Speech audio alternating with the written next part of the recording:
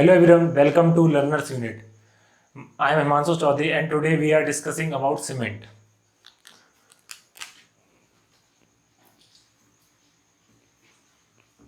तो सीमेंट आया कहाँ से सीमेंट पहली बार एक भाई साहब थे, जोसेफ एस पिडेन। सही है, जोसेफ एस पिडेन। ये भैया यूके में रहते थे। ये एक साइंटिस्ट टाइप होते ही ऐसे हैं साइंटिस्ट, तो यूके में रहते थे और 1824 में इन्होंने सीमेंट की खोज की थी भाई, और इन्होंने उसको नाम दिया था पोर्टलैंड सीमेंट।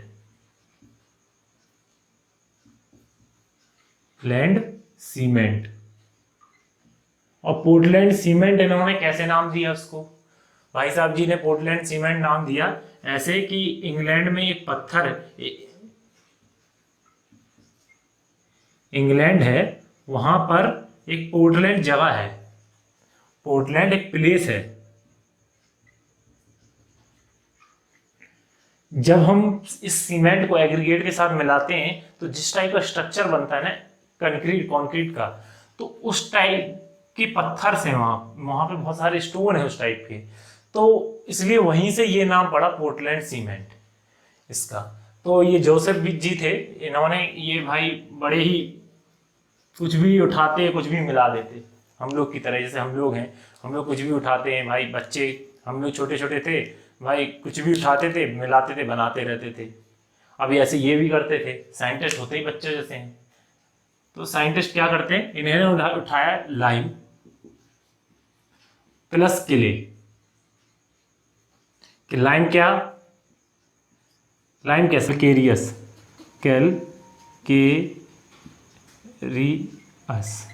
कैलकेरियस मटेरियल जो है, इन्होंने लाइम क्या है, एक कैलकेरियस मटेरियल है। इन्होंने लाइम उठाया और क्ले उठाया भाई साहब ने। क्ले क्या है,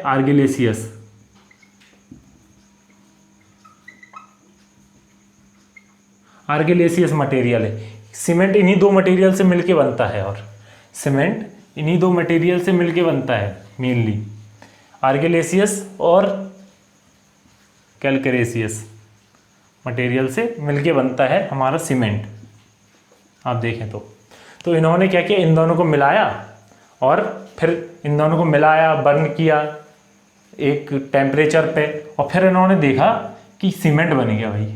वहाँ से क्या निकला, एक तरफ से इन्होंने राहुल गांधी की तरह, जैसे उन्होंने एक तरफ से आलू डाले दूसरी तरफ सोना निकाला, इन्होंने क्या किया, एक तरफ से भाई लाइम और क्ले डाला, बंद किया, दूसरी तरफ से सीमेंट निकाल दिया। भाई बड़े ही टैलेंटेड लोग थे, इंसान थे वो सीमेंट आज देख रहे हैं ना, छोटी मोटी चीज़ तो है नहीं, हमारे देश के विकास में कितना हेल्प कर रहा है सीमेंट, छोटी मोटी चीज़ तो है नहीं। कि फिर उन्होंने इसको करा दिया पेटेंट। सीमेंट का कोई नई चीज़ बनाते हैं भाई, कोई चुरा ना ले, इसलिए हम उसको पेटेंट करा लेते हैं। तो इन्होंने 1824 में इसको करा लिया पेटेंट।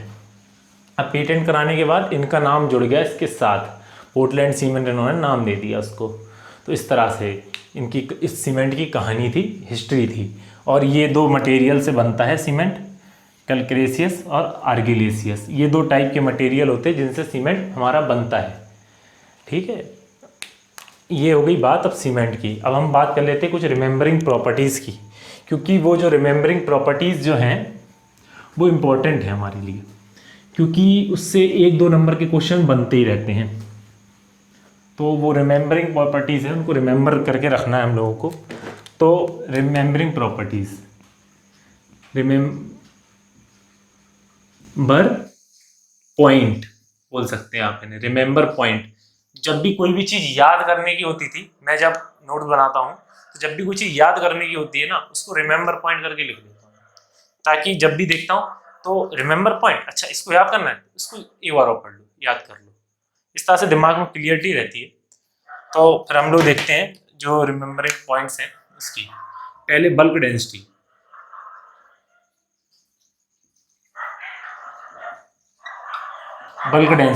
पहले हम बल्क डेंसिटी की बात कर लेते हैं। बल्क डेंसिटी है 1440 kg पर मीटर क्यूब। ये यूनिट ही बल्क, ये डेंसिटी की यूनिट है।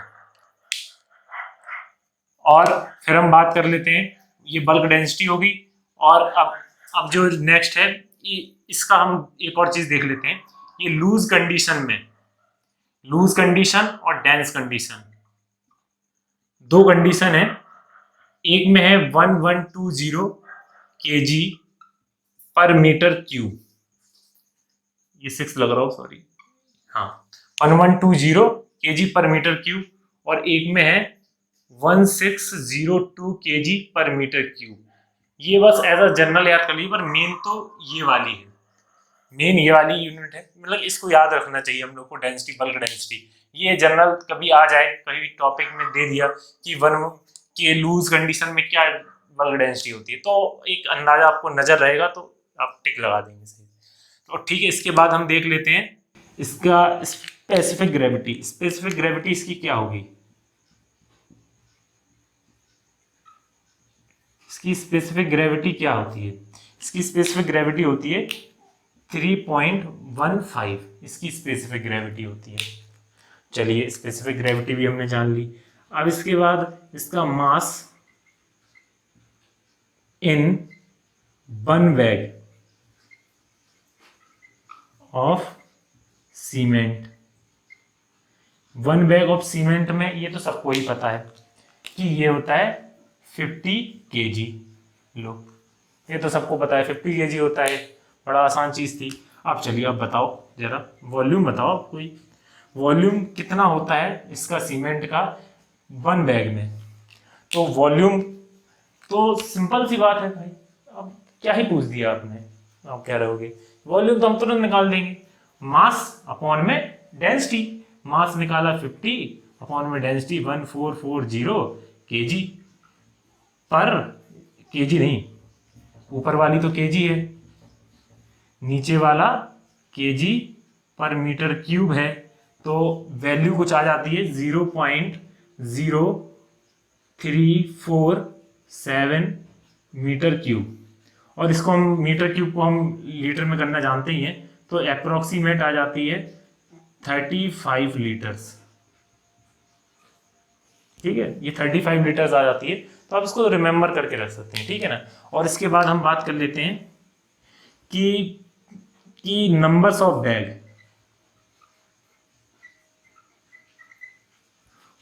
पर मीटर क्यूब में कितने numbers of bag per metre, इसको इस तरह से लिख देते हैं, numbers of bag of cement, bag of cement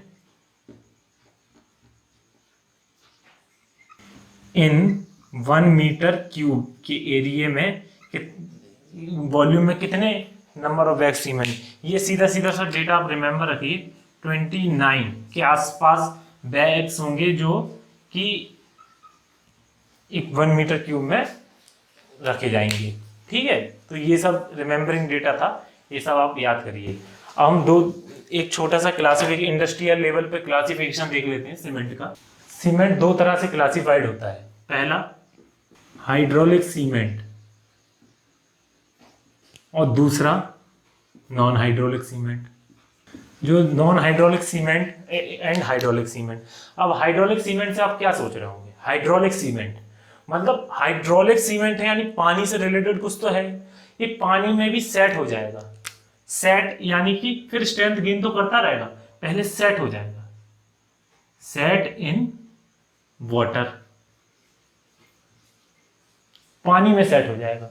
और ये नॉन हाइड्रोलिक,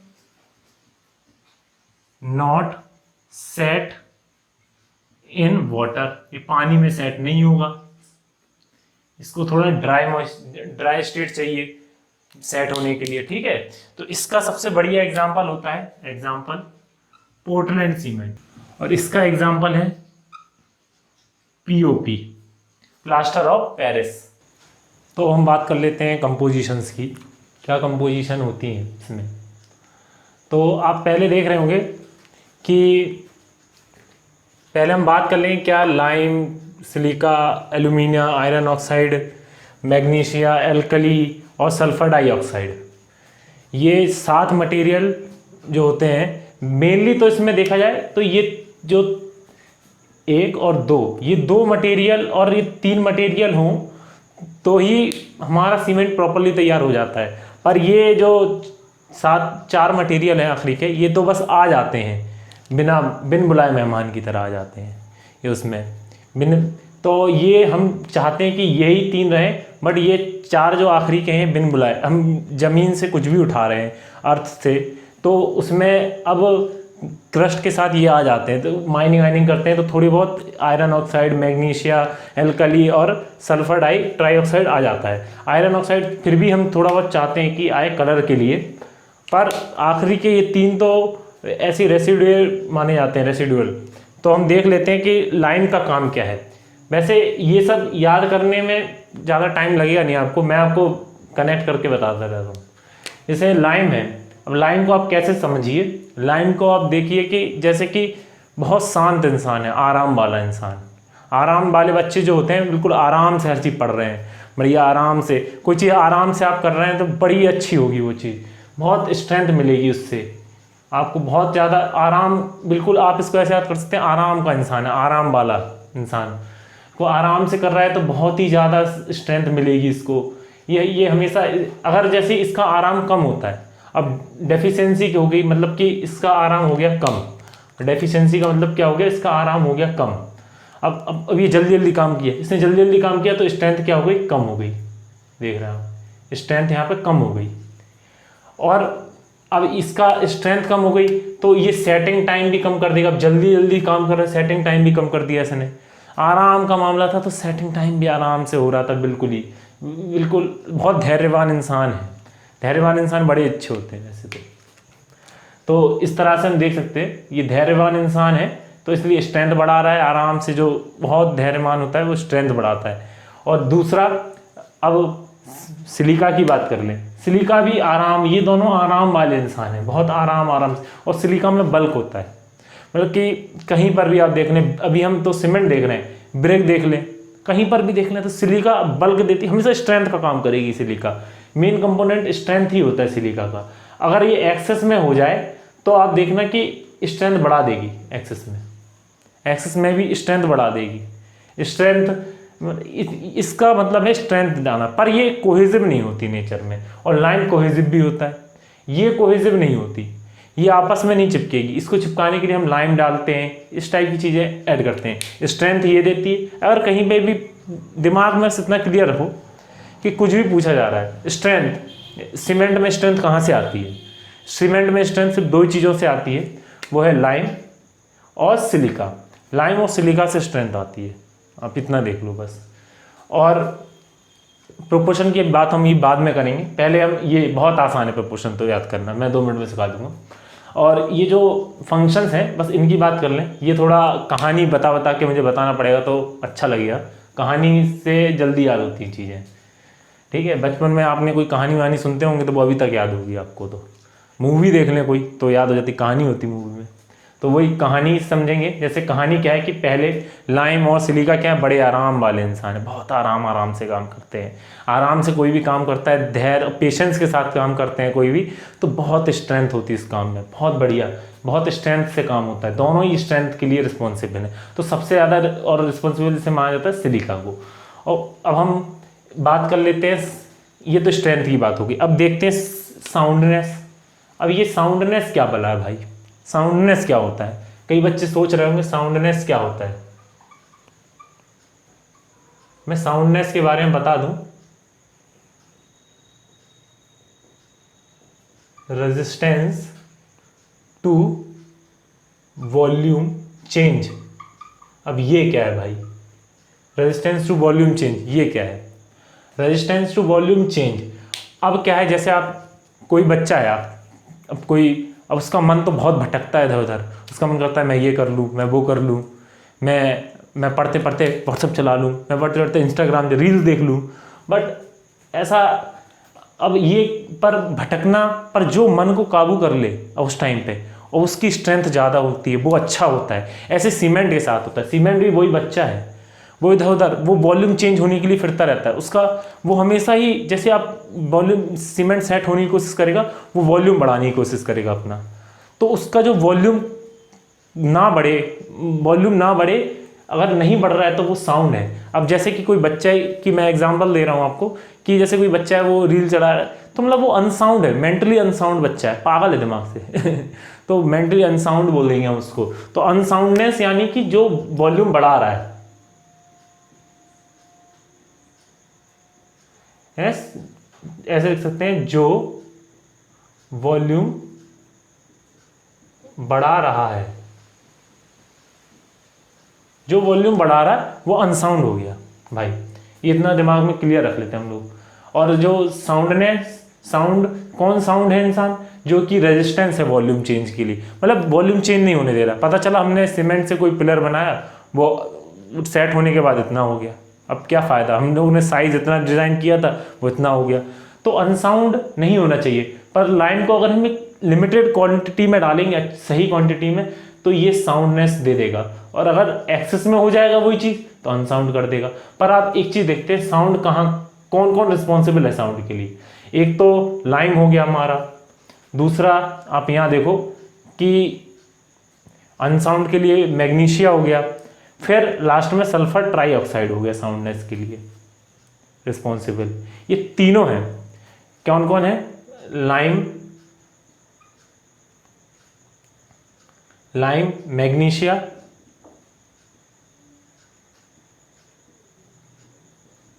और सल्फर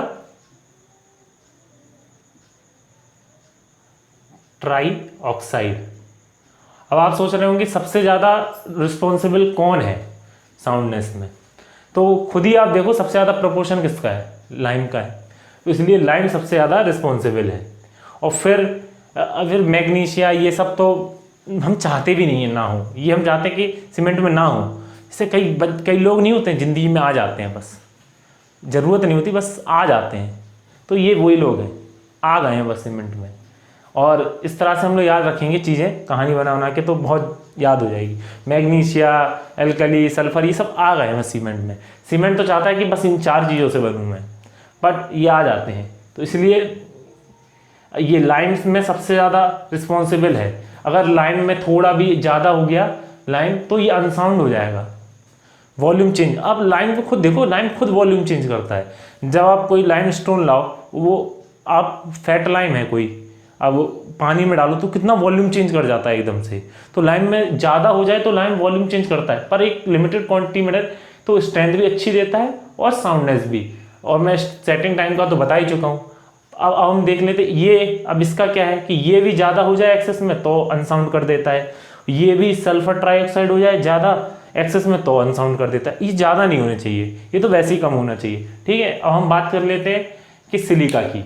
अब सेटिंग टाइम के लिए तो एक तो ये रिस्पॉन्सिबल भी है सेटिंग टाइम के लिए लाइम, क्योंकि लाइम अगर ज़्यादा हो गया, धैर्यवान इंसान है भाई, ज़्यादा हो गया तो बहुत धीमे धीमे काम करेगा, धीमे धीमे काम करेगा, तो यानी कि सेटिंग टाइम बढ़ा देगा, देर में सेट होगा सीमेंट। अगर कम हो गया तो सेटिंग टाइम बहुत कम कर दे, मतलब सेटिंग टाइम कम कर दे। इसलिए लिमिटेड क्वांटिटी में डालते, ना सेटिंग टाइम ज़्यादा हो ना कम हो। इसी तरह से सिलिका भी धैर्यवान इंसान है भाई, धीमे धीमे ही चलता रहता है। तो इसलिए एक्सेस हो गया तो सेटिंग टाइम बढ़ जाएगा, देर में सेट होगा। अब ठीक है, अब ये बात हो गई। अब तो हो गई ये बात धैर्यवान लोगों की, ये बड़े धैर्यवान लोग थे, इन लोग की बात हो गई। ठीक है ना, साउंडनेस अनसाउंडनेस समझ लिया हमने क्या होता है। अब बात कर लेते हैं थोड़े, ये जल्दी ये बहुत तेज है, एल्यूमिनियम, आयरन, ये इतना तेज काम करते हैं ना। जैसे कि आप कोई बच्चा है, अब वो किताब पढ़ना शुरू करता है, पहला दिन होता है भाई, वो पहले दिन से ही पहली किताब उठाएगा, अब ये देखेगा कितने पन्ने मुझे पढ़ने होंगे। वो पहले एक पन्ना पढ़ेगा, फिर देखेगा कितने बचे हैं, मतलब धैर्य नहीं अंदर, कितना जल्दी भाई पहले दिन क्लास में आया, ये पूछा सर कितने दिन बाद लेक्चर खत्म होंगे, कितने दिन बाद क्या होगा, मतलब कितने दिन और चलेगी ये क्लास। ये सब पहले पूछते हैं, ना कि अभी धैर्य काम पे फोकस करेंगे, हमें कितने दिन बाद सक्सेस मिल जाएगी सर। ये सब ये बहुत जल्दी, इसलिए ये इतने ज़्यादा प्रॉपर्टी भी नहीं देते, इसलिए स्ट्रेंथ में भी काम नहीं करते। क्विक सेटिंग के लिए बस सेटिंग जल्दी करा देंगे आपकी। और देखो एक्स ज़्यादा हो जाएंगे तो स्ट्रेंथ भी कम कर देंगे भाई, ज़्यादा हो गए बहुत जल्दी काम करेंगे, स्ट्रेंथ भी नहीं मिलेगी। अब हम बात कर लेते हैं iron oxide. Iron oxide mainly colour और फ्लक्स। अब फ्लक्स क्या होता है? फ्लक्स वो चीज़ है जैसे कि ये हेल्प करते हैं फ्यूज़न करने में अदर इंग्रेडिएंट। अब ये क्या है, जैसे सिलिका है, बड़ा ढीठ है भाई, सिलिका और एल्युमिनिया ये मिलते नहीं हैं आपस में जल्दी से, तो ये हेल्प करता है उनको बर्न करने में, उनको फ्यूज़ करने में, मतलब कि पिघलाता नहीं, फ्यूज़ करता है, बस उनको फ्यूज़ करके मिलाता है आपस में। तो ये आयरन ऑक्साइड ये हेल्प करता है। तो कलर की हेल्प। अब कई लोग पूछते हैं कि वाइट सीमेंट कैसे बनेगा। अब भाई वाइट सीमेंट बनाने के लिए अब जादू तो करेंगे नहीं, तो कलर इससे होता है तो आयरन ऑक्साइड हटा देंगे, आयरन ऑक्साइड हटा देंगे, वाइट कलर का बनेगा सीमेंट आपका। तो वही चीज़ें हैं। अब मैग्नीशिया की बात कर लेते हैं, मैग्नीशिया MgO। अब ये क्या है, ये भी कलर के लिए रिस्पॉन्सिबल है और हार्डनेस के लिए, हार्ड। अब सीमेंट क्या है कि सीमेंट को हार्ड भी, अब उसे बहुत मार वार झेलनी होती है, तो अब स्क्रैचेस आ जाते हैं बॉल पे। अब कुछ भी सीमेंट, भाई बॉल बन रही है, प्लास्टर हो गया, प्लास्टर में भी तो स्ट्रेंथ होनी चाहिए, उसमें स्क्रैचेस नहीं आने चाहिए, तो स्क्रैचेस आ जाते हैं, इसलिए हार्ड होता है मैग्नीशिया। चलो ये एक अच्छी प्रॉपर्टी दे देता है हार्डनेस, पर ये एक्सेस में हो जाए तो भाई क्रैक दे देगा आपकी। क्रैक कैसे दे देगा, अब एक्सेस में है भाई, अनसाउंड कर देगा, क्रैक्स प्रोड्यूस कर देगा, अनसाउंड कोई चीज़। अब आप छोटी के लिए बना रहे हो, बड़ी हो गई प्लास्टर वेस्टर, अब क्रैक्स प्रोड्यूस हो गए। तो यही सब है इसमें और अब एल्कली देख लो, एल्कली क्या है, एक रेसिड्यूज है, ये बचा हुआ माल है भाई, ये चाहते नहीं हम लोग हों पर ये आ जाते हैं, रेसिड्यूज हैं।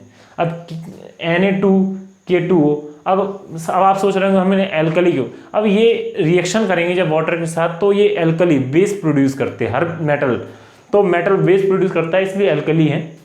तो अब यहाँ देखो, और ये सेटिंग टाइम को, अब ये जल्दबाजी करते हैं तो सेटिंग टाइम तो एक्सीलरेट करेंगे हमेशा, सेटिंग टाइम एक्सीलरेट कर देता है, मतलब कि सेटिंग टाइम जल्दी सेट होंगी चीज़ें, ठीक है ना।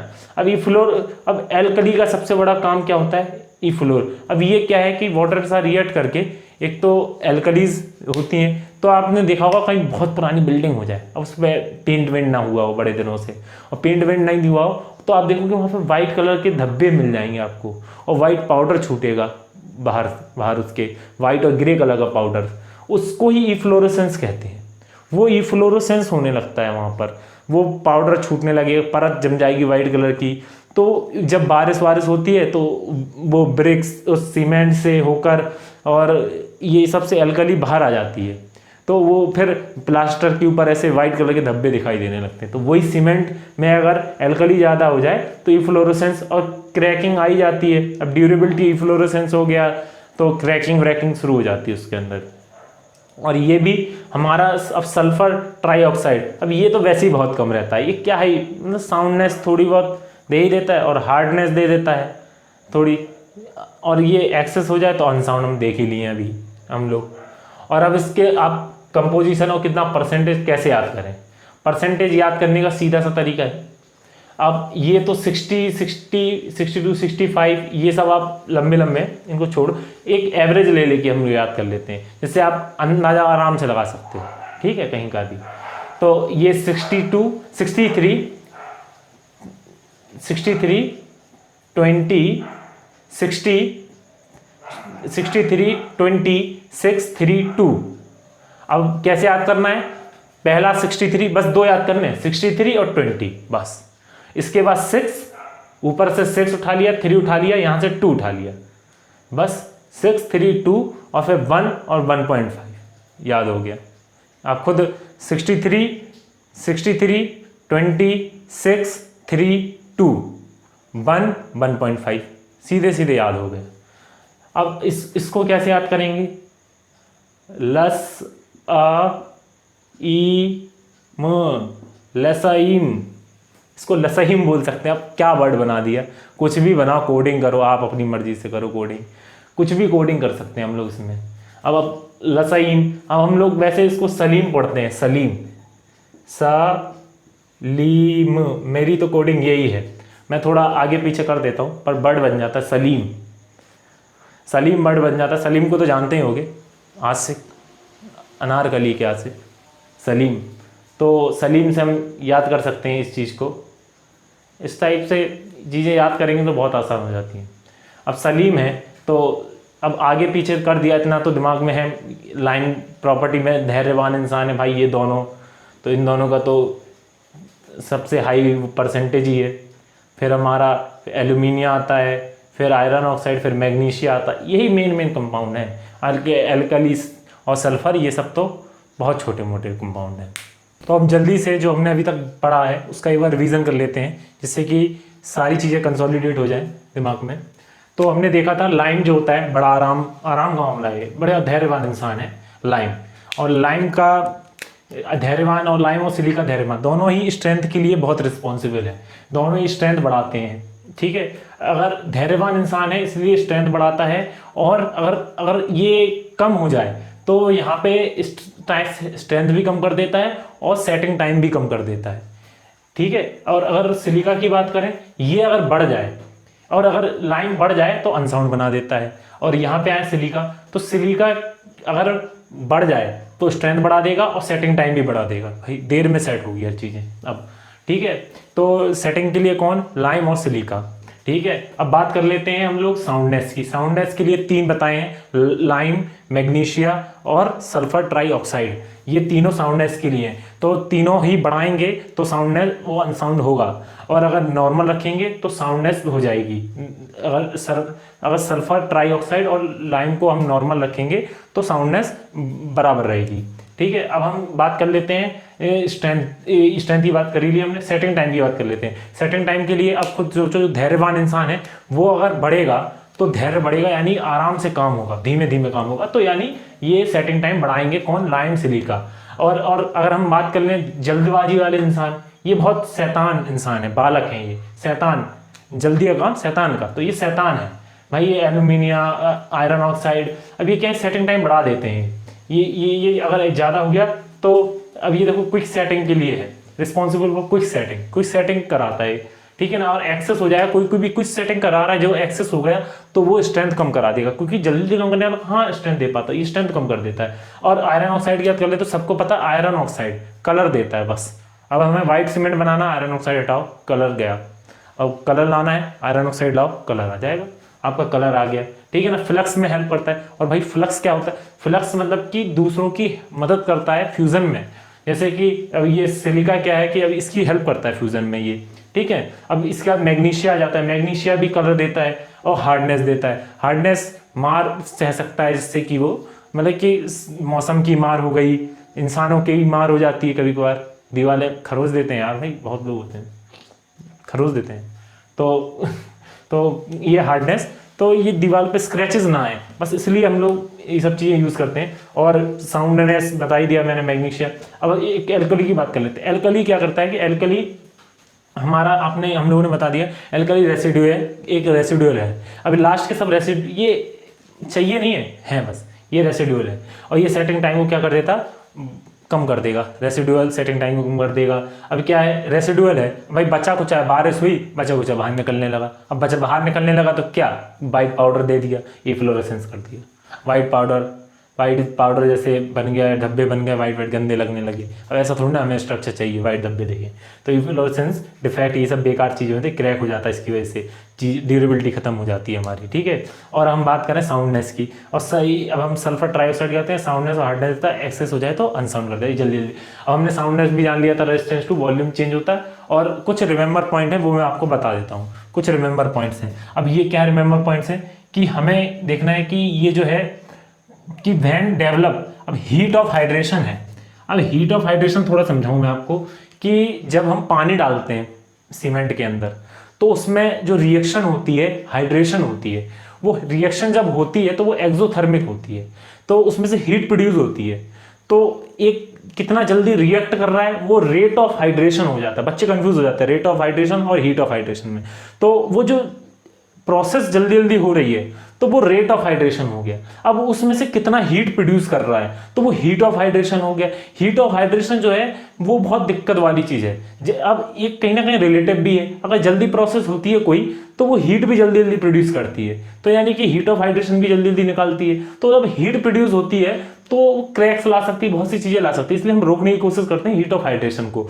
तो उसी को अगर अनडिजायरेबल हो रही, बहुत ज्यादा हो रही, तो हम क्या करेंगे भाई, अब कोई प्रोसेस जल्दी हो रही, हीट प्रोड्यूस हो रही, इसलिए प्रोसेस जल्दी हो रही, क्या मैंने क्या बोला, प्रोसेस जल्दी हो रही तो इसलिए हीट प्रोड्यूस हो रही। तो इस वजह से हीट प्रोड्यूस, अब हम कोई जल्दी प्रोसेस कम करने के लिए क्या लाएंगे, एक आराम वाले इंसान, अरे कोई जल्दी जल्दी काम कर रहा है ज़्यादा ही, तो वहाँ पे एक धैर्यवान इंसान को ला के रख दी भाई, धैर्यवान इंसान। धैर्यवान कौन, सिलिका लाइम। अब यहाँ पे सिलिका डाल सकते हैं हम, लाइम महंगा जो समझना हो समझिए। यहाँ पे सिलिका कंटेंट बना दिया यहाँ पे हम लोगों ने, तो सिलिका कंटेंट हमने डाल दिया, अबाउट 21% बढ़ा दिया सिलिका कंटेंट। अब भाई जल्दी वाले इंसान को भी कम करना पड़ेगा, इसके साथ साथ दोनों चीज़ें बैलेंस करेंगे तभी तो अब चीज़ें अच्छी बनेंगी। तो हमने क्या किया, इसको बढ़ा दिया हल्का सा और इसको हल्का सा कम कर दिया, वरना नहीं तो हमको सिलिका और डालना, फिर पता चला सिलिका ज़्यादा डाल दिया तो फिर सेटिंग टाइम ही बढ़ गया फिर उसका, भाई फिर वो जम ही नहीं रहा, देर में जम रहा। तो इसलिए हम लोग क्या करेंगे, सिलिका को हल्का सा बढ़ाएंगे और एल्यूमिनिया को कम करेंगे हल्का सा, एल्यूमिनिया आयरन ऑक्साइड। ये दोनों जल्दबाजी वाले बच्चे हैं ना, इनको थोड़ा बच्चे कम कर देंगे और थोड़ा मैच्योर लोग अच्छे ला देंगे वहाँ पे, ठीक है ना। फिर क्या कर देंगे हम लोग, इंक्रीज अगर resistance to action of sulphate water. अब सल्फेट अटैक्स जो हो जाते हैं वो सल्फेट वाटर से होता है। अब सल्फेट अटैक्स को देखना, आप जब भी कहीं पर भी पूरी बीएमसी में, मैं बता रहा हूँ कहीं पर भी सल्फेट अटैक की बात हो तो वहाँ पे हम एल्यूमिनिया को कम करेंगे। ये मैं रिएक्शन आगे बताऊंगा आपको, आने वाले लेक्चर्स में बताऊंगा what is a sulphate attack, तो मैं वहाँ पे बात करेंगे हम लोग। तो हम एल्यूमिनिया को कम करेंगे हमेशा सल्फेट अटैक्स में। अभी आप बोक्स कंपाउंड पढ़ेंगे तो वहाँ अच्छे से दिखाऊंगा मैं आपको क्या है सल्फेट अटैक कम। वहाँ पे एल्यूमिनियम कम से रिलेटेड C3A कम करते हैं, तो अभी मैं आगे बताऊंगा। तो वो सल्फर अटैक कम करना है तो एल्यूमिनियम कम करना ही करना है, और सिलिका बढ़ा देंगे, सिलिका बढ़ जाएगा, भाई धैर्यवान इंसान है, तुम करते रहो, उसे तो अपनी मर्जी से मत, वो तो अपना काम करता रहेगा। तो इसलिए सिलिका बढ़ा देंगे भाई 21% और एल्यूमिनियम बस 4% तक कम कर देंगे। ये चीज़ें थोड़ी बहुत याद करने की, और मैंने आपको ये भी बताया था किस तरह से कोडिंग करके ये याद करने हैं। नहीं तो आप लसईम वाला कर सकते हैं कोड, LSAIM लसईम, नहीं तो सलीम कर सकते हैं। अब ये थोड़ा डिकोड हो इधर उधर वर्ड पहुँच जाते हैं, ये प्रोपोर्शन के हिसाब से नहीं है, वरना आप ये भी कर सकते हैं, बहुत आसान है। तो हम लोग स्टार्ट करते हैं अब कंपोजिशंस ऑफ सीमेंट क्लिंकर।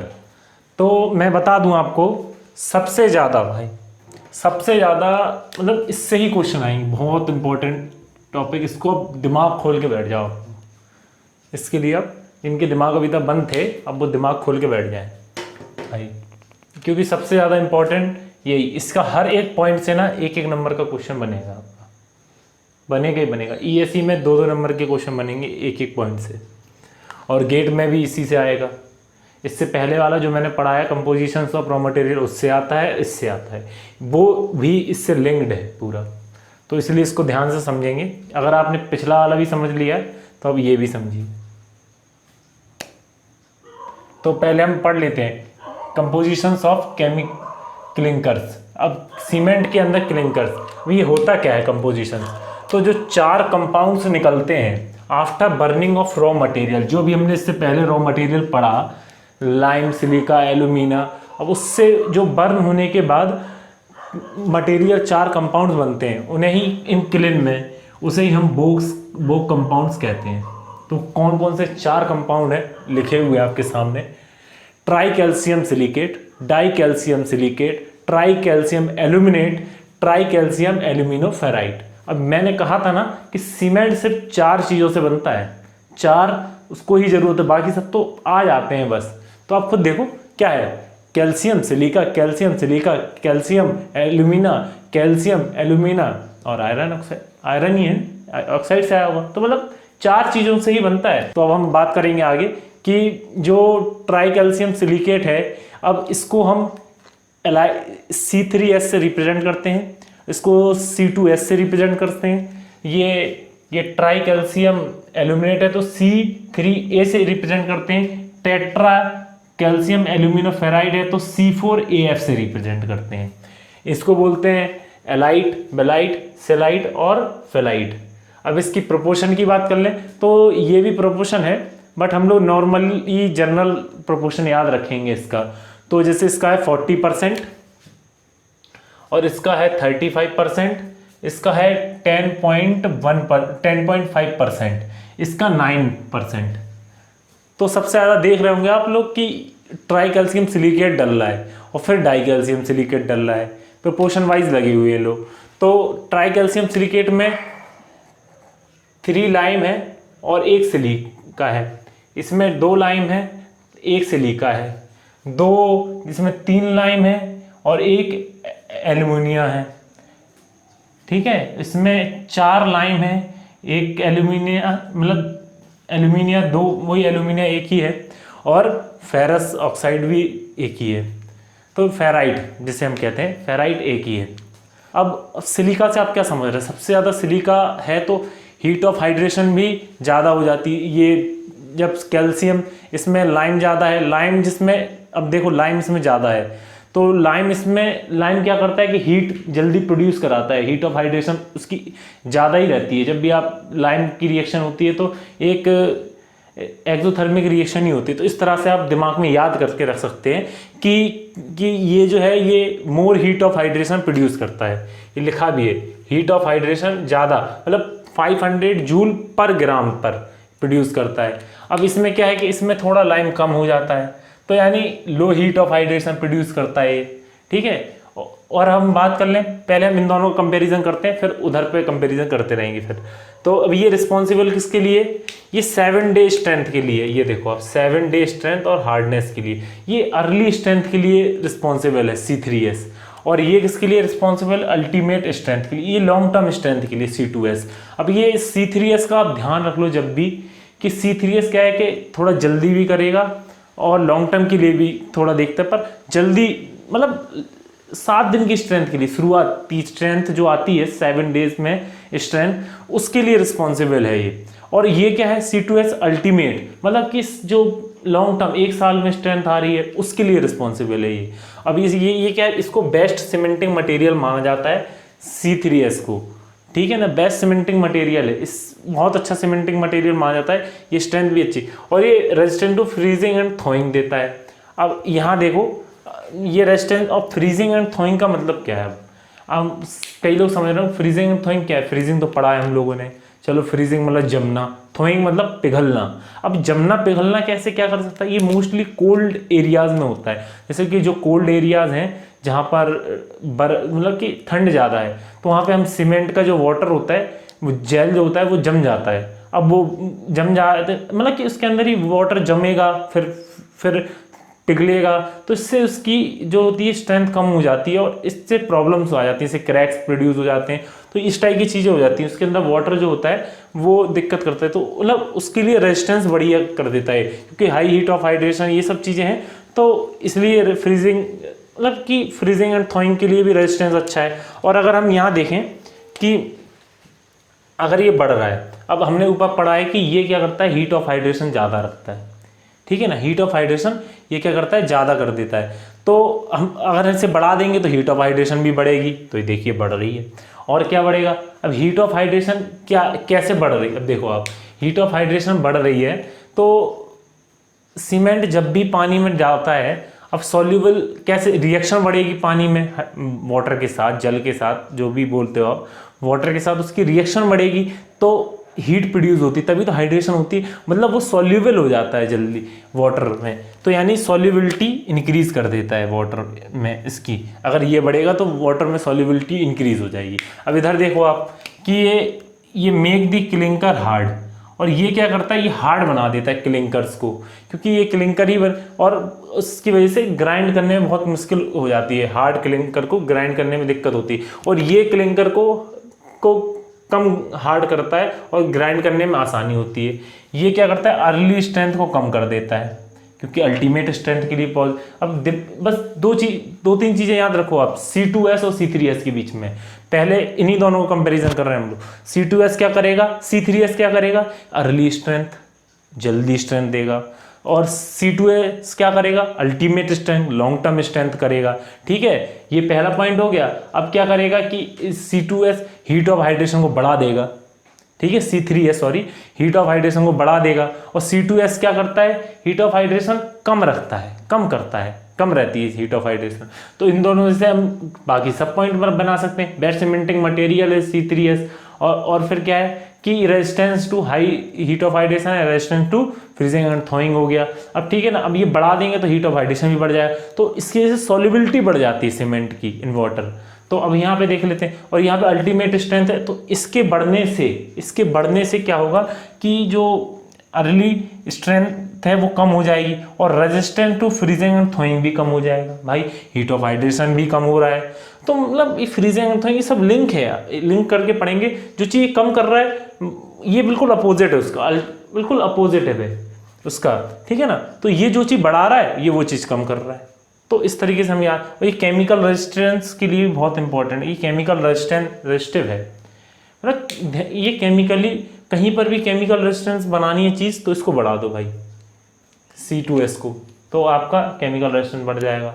अब बात करते हैं ट्राई कैल्शियम एल्यूमिनो। भाई एल्यूमिनो ये इंसान, ये जो केमिकल है बहुत जिद्दी, मतलब शैतान है एक नंबर का। मैं बता चुका हूँ आपको कि जल्दी का काम है इसका, हमेशा जल्दी का काम है, इसलिए हर चीज़ बिगाड़ने की कोशिश करता है, ठीक है ना। अब जल्दी का काम है भाई, इतनी हीट ऑफ हाइड्रेशन दे देता है। अब बताओ जल्दी में 865। अब मैं बता दूं आपको, हीट ऑफ हाइड्रेशन जो मैंने रेड कलर से लिख रखे हैं उनको लर्न करना, मतलब याद करने वाली चीज़ है।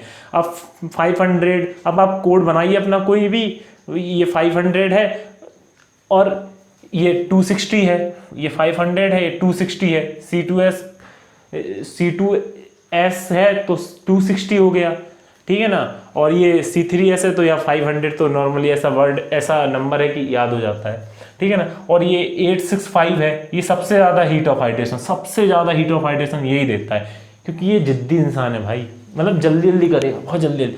और फ्लैश सेट को मतलब इनिशियल सेटिंग करवा देगा कि फ्लैश सेट। अब फ्लैश सेट, और कई लोग कंफ्यूज हो जाते हैं फ्लैश सेट और फॉल सेट में, तो मैं आपको आगे वैसे बताऊंगा, पर मैं अभी थोड़ा जनरल वो व्यू दे देता हूँ इस पर कि फ्लैश सेट क्या होता है कि एक परमानेंट सेटिंग आ जाए, मतलब सेटिंग हो जाती है कि वो अपनी दोबारा से प्लास्टिक फॉर्म में नहीं आ पाएगा, प्लास्टिसिटी में नहीं आ पाएगा। हमारा जो पेस्ट होता है वो फ्लैश सेट के चक्कर में फ्लैश सेट हो जाएगा तो प्लास्टिक। और ऐसे फॉल सेट क्या होता है, फॉल सेट क्या होता है, प्री मैच्योर सेटिंग हो जाती है, मतलब कि पहले से ही। अब हम उसको थोड़ा सा मिक्सिंग करेंगे बिना वाटर डाले तो वो प्लास्टिक स्टेट में आ जाएगा, बट इसको बिना वाटर डाले अगर मिक्सिंग करेंगे तो ये नहीं आएगा प्लास्टिक स्टेट में अपनी।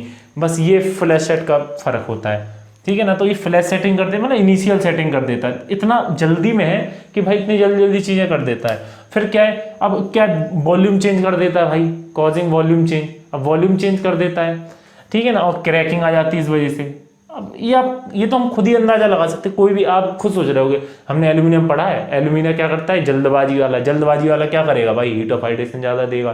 फिर इसके बाद क्या करेगा, इनिशियल सेटिंग और फ्लैश सेट कर देगा और वॉल्यूम चेंज कर देगा, वो इसके से क्रैकिंग हो जाएगी, ठीक है ना। तो ये कोई भी ये लाइन आप याद कर लो, कोई भी ये स्ट्रेंथ में पार्टी कंट्रीब्यूट नहीं करता, 1% भी कंट्रीब्यूट नहीं करता स्ट्रेंथ, बल्कि कमी कर देगा स्ट्रेंथ आपकी, उसकी ग्रोथ में कोई कंट्रीब्यूट नहीं करेगा स्ट्रेंथ की। अगर हम इसको बढ़ाते हैं तो सेटिंग टाइम कम हो जाएगा, ये तो नॉर्मल ही चीज़ है। रेजिस्टेंट, ये बहुत इंपॉर्टेंट है, रेजिस्टेंट टू सल्फेट अटैक। अब कहीं पर भी एल्यूमिनियम, मैं बता भी चुका हूँ, एल्यूमिनियम ये C3A, कोई भी बोले दिमाग में आए sulphate attack, sulphate resistant cement बनाना है, C3A कम कर दो, मतलब एक नंबर आपको यूं मिलेंगे नंबर। अगर आप ये चीज़, ये तो जनरल है, मतलब ये पूछ ही देते हैं, अगर 10 क्वेश्चन दिए तो एक क्वेश्चन ये दे देंगे आपको कि सल्फेट अटैक कैसे रोका जाए, C3A को कम कर दो। अब मैं आगे वाली अब मैं जब लोग हाइड्रेशन प्रोसेस पढ़ेंगे पूरा नेक्स्ट लेक्चर में, तो हम देखेंगे कि सल्फेट अटैक कैसे होता है C3A की वजह से, क्या क्या रिएक्शन होती हैं, तब वहाँ देखेंगे हम लोग। फिर ये अल्टीमेट स्ट्रेंथ कम कर देता है, क्योंकि भाई जल्दबाजी का काम है। ये कॉन्ट्रैक्शन कर देता, भाई अपना जल्दी कर रहा है तो भाई कुछ चीज़ें सही से सेट हो पाएंगी, कुछ चीज़ें नहीं हो पाएंगी। हाँ, सेटिंग से मुझे कोई एक और चीज़ ध्यान आ रही, बड़ी देर से हम लोग सेटिंग और यहाँ पे स्ट्रेंथ गेनिंग बात कर रहे हैं, तो कई बच्चे होंगे यार, बहुत होशियार बच्चे हैं, तो वो सेटिंग, भाई कुछ और मतलब मत समझ लिया, सेटिंग और स्ट्रेंथ गेनिंग,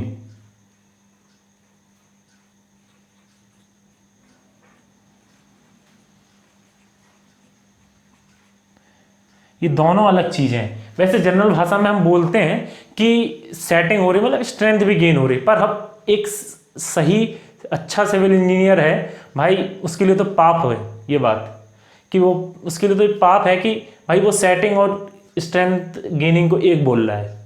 उसके लिए तो सबसे बड़ी पाप की बात है ये। तो इसलिए समझो सेटिंग क्या है, सेटिंग है कि प्लास्टिक स्टेट से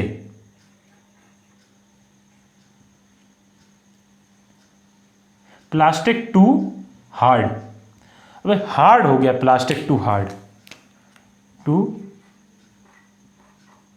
हार्ड, प्लास्टिक टू हार्ड हो गया। मैं सही से लिख दूं यहाँ पे, थोड़ा मार्कर चल नहीं रहा है।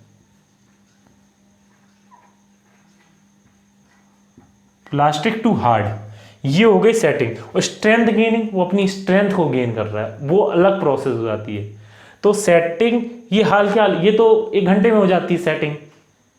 सेटिंग तो इनिशियल सेट हो जाता है, फ्लैश सेट 1 घंटे में सेट हो जाता है, बट स्ट्रेंथ वो धीमे धीमे गेन करता है। तो ये दोनों कभी आप एक मत बोलिएगा अगर आप इंजीनियरिंग में पाप करना नहीं चाहते हैं, वरना बहुत बड़ा पाप है तो, ठीक है ना। तो ये फ्लैश सेट इसलिए मुझे याद आया, मैं बता दूं आप लोग को। फिर आता है ये तो ऐसे ही है, इसको छोड़ ही दें, ये तो क्यों ही है, एक सब खराब चीज़ है इसमें। Less heat of hydration, flash set करा देगा ही, ठीक है ना, और कम हीट ऑफ हाइड्रेशन दे रहा है, ठीक है ना। फिर क्या करेगा ये, हाई रेट ऑफ हाइड्रेशन, जल्दी जल्दी प्रोसेस कर देगा, बहुत जल्दी में है ये पुअरेस्ट सीमेंटिंग मटेरियल, यहीं लिखा है देखो आप, पुअरेस्ट सीमेंटिंग मटेरियल, सबसे बेकार सीमेंट मटेरियल है ये। तो ये थे 4 सीमेंटिंग मटेरियल, मैं जल्दी से रिवाइज भी करा दूंगा आपको चाहो तो। हाँ, और एक सबसे इंपॉर्टेंट बात बता दूं जो मैं बता भी चुका हूँ कि C3A को कम करते हैं सल्फेट रेजिस्टेंस सीमेंट के लिए। ये चीज़ तो आप लिख लो कहीं पर, ऐसी नोट बना के लिख लो, ठीक है ना। तो हम फिर से शुरू करते हैं, मतलब कि जल्दी से revision. C3S C2S, C3S C2S बता दिया क्या। C3S क्या करेगा, आपका हाई हीट ऑफ हाइड्रेशन देगा, C2S क्या कम देगा, बल्कि सबसे ही कम देगा C2S, ठीक है। हीट ऑफ हाइड्रेशन हो गया। दूसरा स्ट्रेंथ क्या करेगा, जल्दी करेगा C3S, और C2S क्या करेगा, देर में करेगा, ठीक है। तो इस चक्कर में बहुत सी चीज़ें इसमें फ्रीजिंग एंड थॉइंग हो जाएगी, इसमें फ्रीजिंग एंड थॉइंग कम कर देगा भाई ये रेजिस्टेंस, ठीक है ना। ये सब चीज़ें, ये सॉल्युबिलिटी बढ़ा देगा वाटर में, ठीक है ना। अब यहाँ आ जाते हैं ट्राई कैल्शियम एल्यूमिनेट। अब ट्राई कैल्शियम एल्यूमिनेट बहुत जल्दबाजी वाला इंसान है भाई, सबसे ज़्यादा हीट ऑफ हाइड्रेशन यही देगा, और फ्लैश सेट करा देगा, वॉल्यूम चेंज कर देगा, ठीक है। और हाँ, एक सबसे इंपॉर्टेंट पॉइंट है, तो वो है सल्फेट अटैक। सल्फेट अटैक को रोकना है तो उसको कम कर दो, ठीक है। ये बात हो गई। और अब बात कर लेते हैं tetra calcium ferrite. Tetra calcium ferrite के लिए हम क्या कर रहे हैं कि 8%, ये तो अब परसेंटेज तो आप जान ही गए हैं कि क्या है, 40%, 35%, 10.5%, 9%, ठीक है ना। और ये जो है ना, ये सबसे पुअरेस्ट सीमेंटिंग मटेरियल है, और पहला सबसे बेस्ट सीमेंटिंग मटेरियल है। ये हाई रेट ऑफ हाइड्रेशन, इसको जरूर याद रख लेना आप लोग, इसके लिए हाई रेट ऑफ हाइड्रेशन है इसका, सबसे ज़्यादा रेट ऑफ हाइड्रेशन इसी का है। ये सबका इसका सबसे ज़्यादा हीट ऑफ हाइड्रेशन है। दोनों अलग चीज़ें हैं, मैं बता भी चुका हूँ कि जब पानी डालते हैं, जब हम जल डालते हैं, वाटर डालते हैं सीमेंट में, तो उसमें कुछ वो प्रतिक्रियाएं देते हैं, मतलब कि कुछ रिएक्शंस होती हैं उसके अंदर। जो रिएक्शंस होती हैं उन्हीं को हाइड्रेशन बोलते हैं। वाटर के साथ कुछ भी रिएक्ट होगा तो हाइड्रेशन हो रही है। तो हाइड्रेशन हो रही है, तो उस हाइड्रेशन किस रेट से हो रही है, तो रेट ऑफ हाइड्रेशन क्या है, तो इसका हाई रेट ऑफ हाइड्रेशन है, मतलब कितनी जल्दी जल्दी हो रही है, क्या धीमे हो रही है, स्लो हो रही है, क्या है वो हाई रेट ऑफ हाइड्रेशन हो गया। अब उससे कुछ ना कुछ एनर्जी प्रोड्यूस होगी, तो एक्सोथर्मिक रिएक्शन हो जाती है सीमेंट और वाटर की, तो उससे हीट प्रोड्यूस हो जाती है, तो इसलिए हीट ऑफ हाइड्रेशन कह देते हैं उसको। तो ये 2 फर्क हैं। तो ये हाई हीट ऑफ हाइड्रेशन देता है, ये हाई रेट ऑफ हाइड्रेशन देता है, क्योंकि एल्यूमिनिया है यहाँ पे भी भाई, ये जो एल्यूमिनिया है ये ही सबसे बड़ा शैतान है, मैं बोलूँ तो यही जल्दबाजी कराता है हर जगह, आप याद रख लो ये सब चीज़ें। तो चलिए अब हम लोग कुछ रिमेंबर पॉइंट्स देख लेते हैं रिलेटेड टू बोक्स कंपाउंड।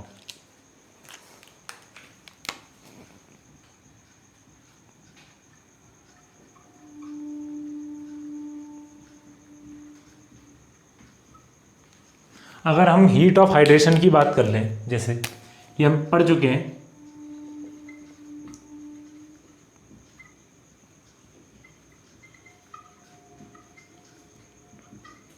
तो सबसे ज़्यादा हीट ऑफ हाइड्रेशन हमें कहाँ देखने को मिलती है, C3A में, फिर उससे कम C3S में फिर उससे कम देखने को मिलती है C4AF में, फिर उससे कम देखने को मिलती है सबसे कम C2S में, सबसे कम C2S में देखने को मिलती है।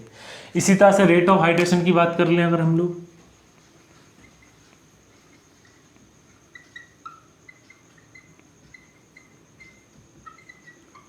तो रेट ऑफ हाइड्रेशन हम लोग को सबसे ज़्यादा रेट ऑफ हाइड्रेशन मिलती है C4AF में, ये हम देख चुके हैं अभी। फिर मिलती है C3A में, क्योंकि A है, A तो वैसे ही जल्दीबाजी करता है। इसको मैं सही से लिख दूँ, C3S में, और सबसे कम C2S में। C2S सबसे धीमा है, सबसे आखिरी में आता है इसलिए। फिर हम बात कर लेते हैं सेटिंग टाइम की।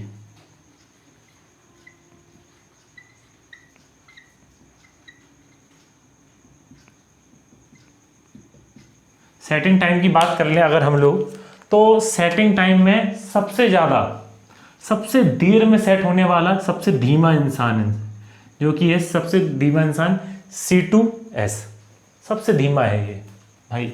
फिर इससे ये बात क्या होगा, सेट C3A होगा, फिर C4AF होगा, और AF होगा। सबसे ज़्यादा एल्यूमिनियम किसमें है, C3A में, तो सबसे धीमे सेट तो वही होने वाला है। फिर ये चीज़ भी, ये सबसे तेज सेट वही होगा, मतलब सबसे कम सेटिंग टाइम उसी का होगा, इसका मतलब ये है। तो स्ट्रेंथ गेन विथ एज,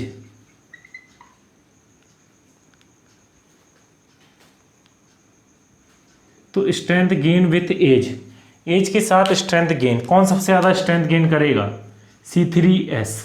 फिर उससे कम, क्योंकि सबसे बेस्ट सीमेंटिंग मटेरियल है भाई वो, तो इसलिए C2S। फिर उसके कम C3A। फिर सबसे कम सबसे बेकार सीमेंटिंग मटेरियल पढ़ रखे हैं C4AF। और ये जो पॉइंट्स है ना, इससे क्वेश्चन बनते हैं, इसलिए मैंने रिमेंबरिंग पॉइंट में लिख रखा है। इसको आप याद करो और आपके क्वेश्चन बनेंगे, इसी से क्वेश्चन बनेंगे आपके। मैं उम्मीद करता हूँ कि आज का जो लेक्चर मैंने बताया वो आप सबको समझ में आएगा, क्योंकि ये ESE और गेट पॉइंट ऑफ व्यू से मोस्ट इम्पॉर्टेंट लेक्चर है सीमेंट का। ये टॉपिक जो मैंने कवर किए हैं ये मोस्ट इम्पॉर्टेंट टॉपिक्स हैं, तो इनका रिवीजन, बार बार रिवीजन ज़रूरी है। और जो तरीका जिस तरीके से मैंने पढ़ाया है, इसको कहानी बनाकर या फिर किसी चीज़ से लिंक करके, तो आप भी इस तरह से पढ़ेंगे तो ये चीज़ें बहुत जल्दी याद हो जाएंगी आपको। कुछ भी टफ नहीं है BMC में, बस थोड़ा देखने का, याद करने का, पढ़ने का तरीका है। Thank you for watching learners unit. Please like, share and subscribe for upcoming lectures and press the bell icon for further notification. Thank you.